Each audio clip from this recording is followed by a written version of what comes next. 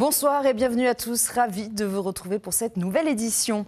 Dans l'actualité de ce jeudi 27 mars, plus de la moitié du personnel de l'APR à Purade est en grève et les négociations sont au point mort. C'est même un nouveau bras de fer qui s'engage autour de la continuité ou non des soins. Explication dans un instant. Une technologie de pointe utilisée pour la première fois en Polynésie qui permet de traiter les troubles cardiaques graves. Une vingtaine de patients ont pu en bénéficier. Immersion au CHPF dans cette édition. Ils viennent de Wallis, de Calédonie et même du Canada et ils ont un point commun, valoriser les déchets. Dans le cadre d'un séminaire, ils sont réunis pendant une semaine à Tahiti pour partager leurs connaissances. C'est un petit nouveau dans le monde du festival. Le Ohana Music Fest prend place samedi au Parc Verhey. 8 heures de musique non-stop avec des artistes locaux, mais aussi des stars de la région. Josh Tatofi est la tête d'affiche de cette édition. L'artiste hawaïen, bien connu pour ses titres aux sonorités polynésiennes, nous fait l'honneur d'être en plateau avec nous ce soir. Il fait son entrée au Fénois. Le Fijian Flying Circus s'est installé au parc d'exposition de Mamao début mars. Acrobatie, cascade, danse, un show 100% fidjien proposé par une trentaine d'artistes. Bonjour à tous et merci d'être avec nous. La grève se poursuit et se durcit à l'APR à Purade. Le prestataire spécialisé dans les pathologies rénales et respiratoires subit le 9e jour de grève. Hier, le piquet s'est déplacé à la maison mère à Paea. La direction n'hésite pas à parler d'obstruction aux soins gravissimes. Les grévistes démentent fermement et assurent tout laisser passer. Lucille Guichet, Rohan Potoulou. 9h ce matin, cette camionnette traverse le piquet de grève et part en livraison. À l'arrière du bâtiment, le stock de consommables pour les dialyses et les assistances respiratoires. Selon la direction, les camions ne peuvent plus sortir depuis hier. Ils livrent les 6 centres de dialyse gérés par l'APR et où sont traités à peu près la moitié des patients polynésiens. On doit livrer toutes les semaines chaque centre de plusieurs palettes qui pèsent plusieurs tonnes au total. Et donc ça, c'est pas possible de le faire à la main. On a des chariots élévateurs pour faire ce travail, des camions pour le chargement, et ça peut pas passer au travers du piquet de grève actuellement. Ce qui se passe, c'est que chaque jour qu'on perd, et à partir de demain, les centres ne pourront plus effectuer leur travail, dialyser les patients. Les patients venus en dialyse ne rencontrent aucun problème aujourd'hui. On est venu comme ça, direct. Pas de perturbation en raison de la grève? Non. C'est bien comme ça. Il peut y avoir un problème à la fistule. Parce que si jamais ça casse, il y aura une hémorragie et nous, on peut mourir à cause de ça. Alors, ils ne vont pas nous empêcher de venir. Hier, un huissier est venu constater sur place. La direction attend désormais l'intervention de la justice ou du Haut-Commissariat pour libérer l'accès. Mais pour la CSTPFO, il n'y a pas d'obstruction. C'est totalement faux aussi. Il y a un gros fourgon qui est là à l'entrée sur le parking qui est disponible et des moyens qui sont mis à disposition pour faire passer les médicaments. D'ailleurs, ils ont deux voies de circulation pour pouvoir transporter les médicaments. Ça a été démontré hier et on leur a même proposé de leur faire une démonstration pour que les choses se passent le plus efficacement possible. Plus de la moitié du personnel est toujours en grève et les négociations sont au point mort. C'est désormais un nouveau bras de fer qui s'engage autour de la continuité ou non des soins. C'est une nouvelle étape de franchie dans le traitement de certaines pathologies cardiaques. Le CHPF accueille régulièrement des missions de spécialistes afin d'éviter les évassanes et pour accompagner les équipes médicales locales. Cette fois-ci, une technologie de pointe a été introduite. Elle permet de détruire des tissus problématiques du cœur sans intervention lourde. Une vingtaine de patients polynésiens ont pu en bénéficier. Lucille Guichet, Nicolas Suire. Elle ne verra évidemment rien de l'impressionnant dispositif d'opération. À 14 ans, cette jeune patiente souffre de troubles sévères du rythme cardiaque. À la sortie du bloc opératoire, l'espoir de guérir et de mener une vie normale grâce à une technologie de pointe utilisée pour la première fois en Polynésie. Le but de l'intervention va être de localiser une petite fibre anormale dans le cœur, entre l'oreillette et le ventricule, et qui fait un court-circuit. Et une fois qu'on l'a localisé, on va appliquer un courant qui s'appelle la radiofréquence. On va détruire, c'est comme le bistouri électrique, on va détruire ce petit faisceau et elle sera guérie à vie. Plusieurs fois par an, des missions de ce type permettent de traiter des patients atteints de troubles du rythme cardiaque. Des gestes complexes qui évitent des évassanes, mais qui permettent aussi d'accompagner les équipes médicales locales en leur apportant de nouvelles techniques. Les maladies cardiovasculaires restent la première cause de mortalité en Polynésie.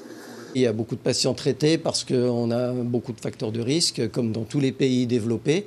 Mais ici, en particulier, on a quand même pas mal de diabète, on a de l'obésité, on a de l'hypertension, il y a encore des fumeurs et des patients qui sont sédentaires. Et ce sont tous ces facteurs de risque s'associent pour donner des maladies cardiovasculaires sévères, même chez des sujets jeunes.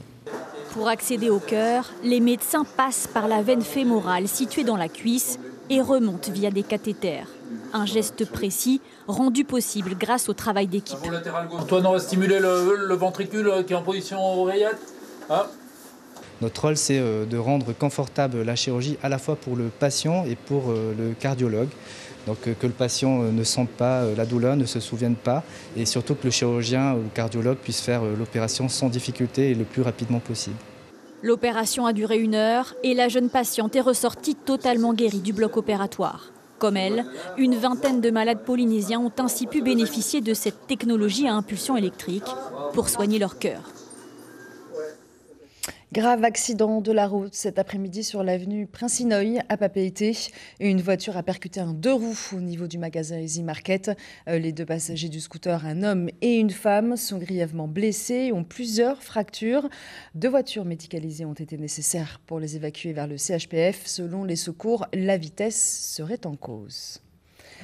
4 députés de la commission d'enquête sur les essais nucléaires menés en Polynésie sont à Tahiti depuis samedi. Leur mission, recueillir des informations à travers les auditions d'experts et de témoins. Cet après-midi, ils ont entendu Oscar Temaru, président du Tavini, mais surtout grand leader antinucléaire. Il répond au micro de Théophane Territoire et Mirko Manfo. Nous avons le devoir de faire connaître la vérité comme elle doit l'être. Et c'est une commission qui recherche justement la vérité sur les essais nucléaires, composée de plusieurs parlementaires, de tous les partis politiques du Parlement français. Et donc le rendez-vous a été fixé cet après-midi. Ils ont voulu savoir en quelle occasion, quel moment, et s'il y avait l'aspect historique. Je leur ai dit pourquoi je ne voulais plus les rencontrer, parce que c'est presque tous les ans des commissions qui arrivent ici, qui viennent m'interviewer, je leur dis, je réponds à leurs questions, puis ensuite plus rien. Voilà. Alors cette fois-ci, est-ce qu'il y aura quelque chose, j'en sais rien. Valoriser les matières organiques et partager ses connaissances, c'est le but du premier séminaire interpacifique organisé à Tahiti. Parmi les participants, des représentants de Calédonie, de Wallis et Futuna et du Canada. Aujourd'hui, ils ont visité le centre de tri de Motuuta et la station d'épuration de Papeete. Nicolas Suire et Jérôme Lee. Partager les pratiques et les connaissances à propos de la valorisation des déchets, c'est le but de ces visites sur site. Au centre de tri de Motuuta, l'ACEP fait part de ces problématiques. Le bac gris est mal trié. Près de 40% est composé de matière organique qui devrait finir au compostage. Si on arrive à composter à la maison, on va diminuer cette part, on va baisser le tonnage final, on aura un bac gris qui va moins sentir mauvais, qui va attirer moins de mouches, moins de lixivia et surtout qui va prendre moins de place après au CET de Payoro. Donc et c'est la même problématique pour tous les pays. Un Canadien participe au séminaire. Il est heureux d'avoir appris, non pas à propos du tri, mais plutôt à propos de la production d'engrais naturels. Transformer des déchets de poissons en engrais utilisables par les plantes. Donc ça, c'est un exemple de belle application que moi, je ne connaissais pas de mon côté, qui pourrait être utilisée au Canada pour mieux transformer des déchets organiques en engrais pour les plantes. Ouais. Les déchets organiques produits par les élevages ou les eaux usées peuvent servir d'engrais. C'est même devenu un enjeu. On prend de plus en plus conscience que les matières organiques, c'est vraiment pas un déchet. Enfin, on parle de déchets de poisson, on parle de déchets de viande. C'est vraiment une ressource. Et que de plus en plus les gens s'y intéressent parce que c'est une ressource pour demain. Il ne faut plus les considérer comme des déchets. On en a besoin. Ça nous permet de limiter l'importation. On peut justement échanger, partage d'expérience pour que chacun puisse retourner un peu ensuite dans sa commune et pourquoi pas entrevoir de nouveaux projets. Les organisateurs de l'événement sont fiers d'accélérer le partage des connaissances et de servir à mettre en relation les entrepreneurs et les collectivités pour de meilleures synergies. Une délégation de l'enseignement à Hop pour ouvrir les consultations sur la nouvelle charte de l'éducation prévue pour 2026. Au programme, 5 ateliers pour réfléchir, donner son avis et trouver des pistes de travail. Autour de la table, parents d'élèves, élèves, partenaires, enseignants, agents techniques. L'idée, faire évoluer ensemble le système éducatif. Les précisions de Samantha Samine, conseillère technique éducation, au micro de Mathieu Allot. La charte de l'éducation, elle ne s'écrit pas dans un bureau. C'est une feuille de route qui doit être pensée avec toute la communauté éducative. Et donc, c'est un moment de co-construction où chacun, dans leurs fonctions respectives, leur rôle respectif au sein de la communauté éducative, va pouvoir faire des propositions. Mais c'est surtout un temps d'écoute et de partage pour chacun et chacune, parce qu'au fait, on peut avoir des difficultés ou des problématiques communes, mais là, il s'agit vraiment de croiser les regards et d'identifier une action simple qui pourrait mieux aider nos élèves demain. Une soirée Good Vibes samedi soir au Parc Verheij avec la première édition du Ohana Music Fest. L'événement réunit des artistes de renom et des talents locaux pour 8 heures de musique en continu. En guest star, l'Hawaïen Josh Tatofi qui est en plateau avec nous ce soir. Yorana. Aloha, Yorana.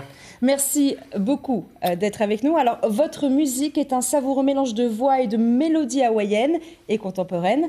Tahiti fait partie du triangle polynésien. Les Tahitiens sont vos cousins.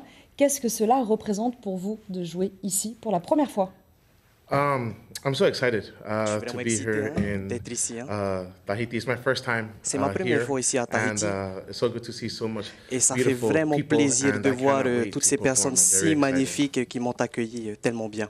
Alors vous avez justement rajouté une date, il me semble, à Tahiti, une donc samedi et une autre début avril.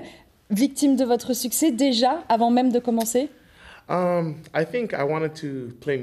pense que j'aimerais juste jouer de la musique tout autour de Tahiti. Même si malgré le fait que 2 dates c'est court, je suis là pour 2 semaines, donc autant en profiter. Et j'espère revenir encore, hein. Je suis vraiment excité. Alors You and Me, titre à plus d'1 million de vues, Whakateretere, plus de 4 millions de vues sur YouTube. Comment expliquez-vous ce succès? Alors j'ai les meilleurs fans. Et c'est grâce à eux que je suis capable d'avoir ces chiffres. 4 millions sur Whakateretere. Et je pense que c'est les gens des îles qui apprécient ma musique.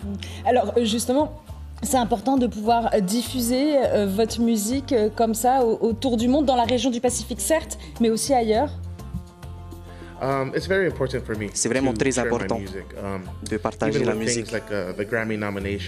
Vous savez, quand j'ai reçu le Grammy, ça m'a montré à quel point tout le travail que j'ai effectué a porté ses fruits. Et j'aimerais juste faire des souvenirs à travers la musique. Alors justement, cette nomination au Grammy, vous avez eu aussi d'autres récompenses, hein, principalement pour votre album Pua Kiele. Est-ce que c'est une reconnaissance aussi de la musique de la région du Pacifique, de la musique polynésienne? J'en suis sûr.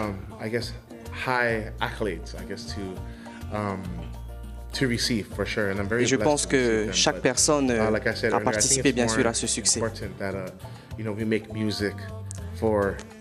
Parce que lorsque vous faites de la musique pour les gens, il faut partager un message bien sûr de l'amour. Et c'est ce que je fais. Est-ce que vous allez ici rencontrer des musiciens justement de Tahiti pour peut-être pouvoir jouer avec eux, voilà, faire peut-être des concerts avec eux ou mélanger votre musique? J'espère vraiment. Car je sais que Tahiti a vraiment des musiciens très talentueux. Alors je suis là pour 9 voire 10 jours et j'aimerais vraiment justement rencontrer les musiciens ici. Alors justement, quel est votre programme un petit peu pour ces 10 prochains jours à Tahiti? Vous allez rester à Tahiti? Vous allez aller un peu dans les îles? Qu'est-ce que vous allez faire?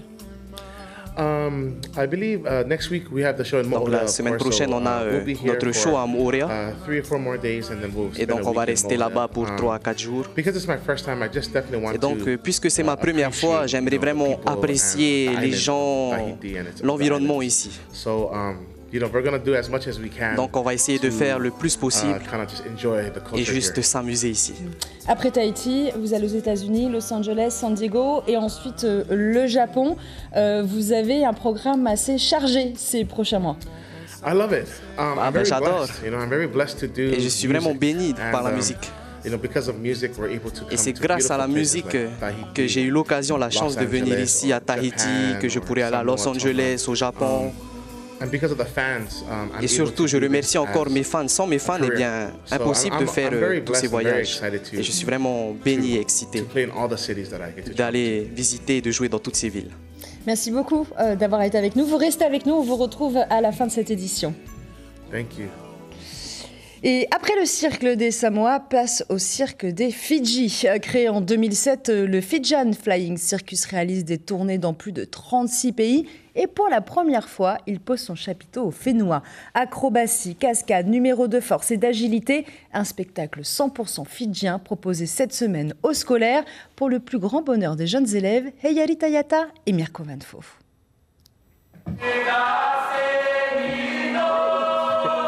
C'est une invitation au voyage, des chants traditionnels, des danses, des percussions, mais aussi beaucoup d'acrobatie. Le spectacle raconte l'histoire d'une jeune fille appelée Loma et de sa rencontre avec le monde mystique de Fidji. Un moment magique dont chaque enfant gardera un précieux souvenir. Quand ils ont fait les pirouettes. Qu'est-ce que tu as aimé d'autre dans le spectacle? Quand ils ont dansé. C'est la première fois que tu voyais la culture fidjienne? Oui. Quand ils se portaient, quand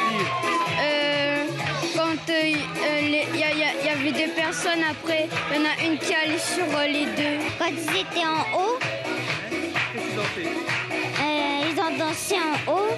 Pour les enseignants aussi, ce nouveau spectacle 100% fidjien à Tahiti est une grande découverte.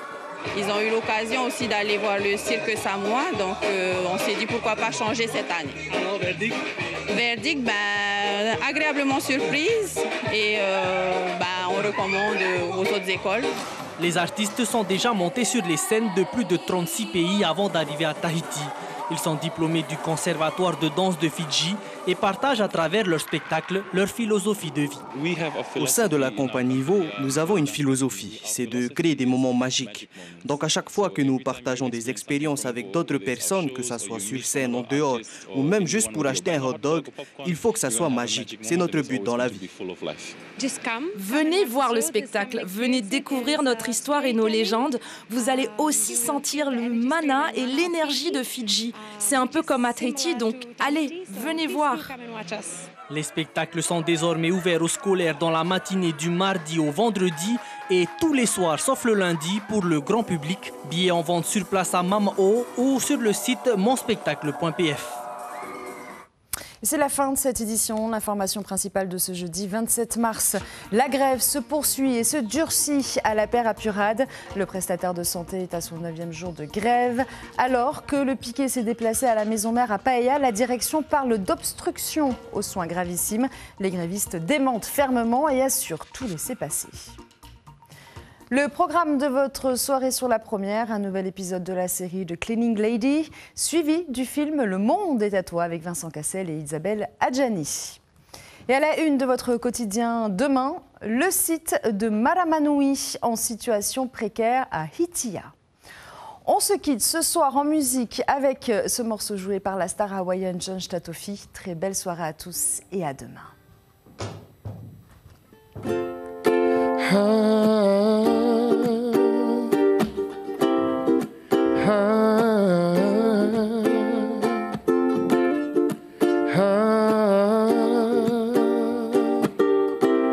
Ite piringa whakatere tere no tokera ue toku piko hanga inaru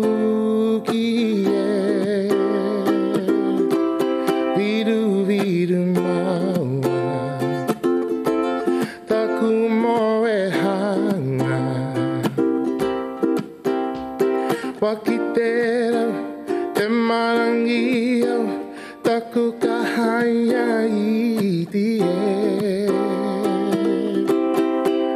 wa peke o te rangi ki runga hitoku ka inga horo horo tamariki kirunga kirunga ite piringa ha ha ite piringa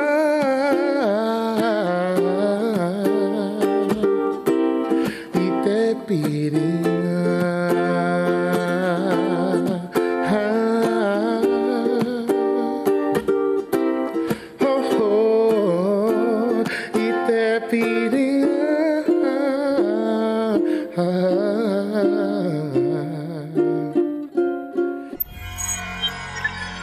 Retrouvez ce programme en replay sur notre site internet.